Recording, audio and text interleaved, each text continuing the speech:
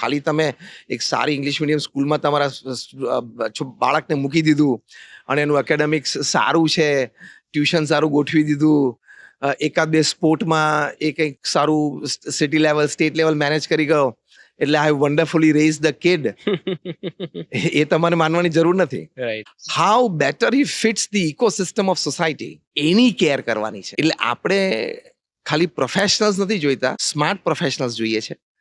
ખાલી smart professionals નથી જોતા, સાત્વિક સ્માર્ટ પ્રોફેશનલ્સ જોઈએ છે. એ મા બાપની જવાબદારી છે. Right. I am using this word, સાત્વિક સ્માર્ટ પ્રોફેશનલ. ઘણી વખત તમે કદાચ મારા પ્રવચનમાં સાંભળ્યું હશે, કહું છું કે તમારા મોબાઈલમાં તો 500, 1000, 1500, 2000 નંબર હોય. હા. એમાંથી તમારે 25 નક્કી કરવાના હા. કે this 25 people I want in my life.